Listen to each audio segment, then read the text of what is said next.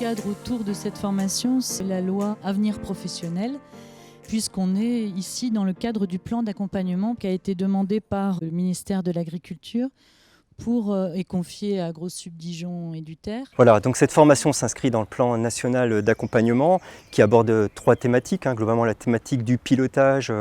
et de l'organisation, la question des fonctions support, dont justement cette fonction commerciale, et la fonction plutôt service et formation, où on aborde plutôt des problématiques pédagogiques.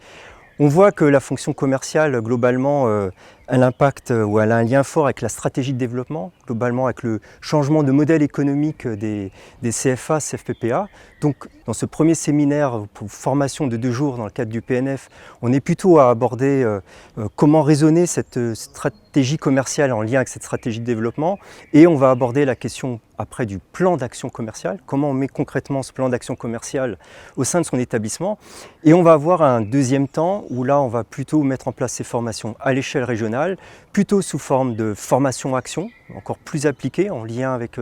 les problématiques des centres,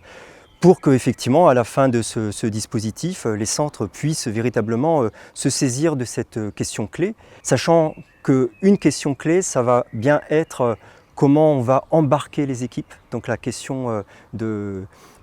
management de l'équipe, d'acculturation des équipes sur cette fonction commerciale va être un enjeu clé. Et on voit bien que durant ces 2 jours, à la fois, on a besoin de comprendre ce que c'est que la stratégie commerciale, le plan d'action commerciale, et que l'autre élément clé, c'est quelle pédagogie, quel management on met en place pour embarquer les équipes. Donc là aujourd'hui on va essayer de poser ces bases en marketing, des bases par rapport aux problématiques qu'on rencontre en CFA et en CFPPA. Donc l'objectif aujourd'hui pour les centres de formation, c'est de répondre à une logique commerciale. Avec la réforme de la formation professionnelle, la concurrence est beaucoup plus installée et un centre de formation ne peut plus avoir juste une entrée pédagogique. Il faut qu'ils proposent des produits de formation à leurs clients et c'est bien la logique de répondre aux besoins du client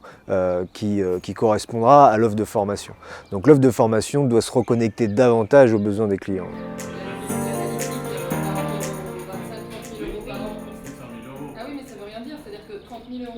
Les enjeux sur la stratégie commerciale et marketing aujourd'hui sont forts, de par cette réforme donc, du 5 septembre 2018. Parce qu'on a un champ concurrentiel qui s'est ouvert et qu'on n'avait pas l'habitude jusqu'à maintenant d'apprendre à se vendre ou en tout cas à commercialiser ce qu'on produit. On avait traditionnellement l'habitude de faire de la formation et de se dire qu'on était reconnu pour ça et qu'on avait, de par notre statut,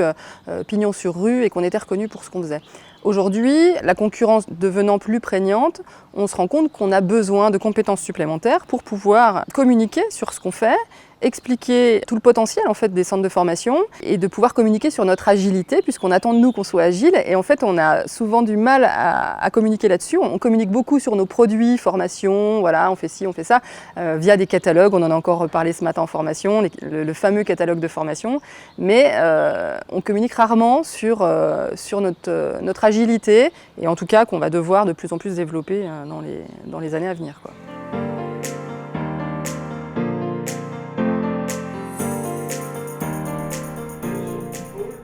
Les éléments pour développer une stratégie marketing et connecter centre de formation entreprise, c'est d'abord d'établir une stratégie collective, c'est-à-dire que du coup l'ensemble des équipes d'un centre de formation déterminent collectivement leur stratégie marketing par rapport à un marché donné. Et puis ensuite, le deuxième grand élément de cette stratégie-là, c'est déterminer ce qu'on appelle mix marketing, c'est-à-dire les produits, les moyens de communication, le suivi client, la partie communication, on l'a déjà évoqué, etc., etc. Donc l'objectif, c'est vraiment d'avoir tout un ensemble de moyens et d'outils déterminant l'offre de produits en relation avec la demande des entreprises.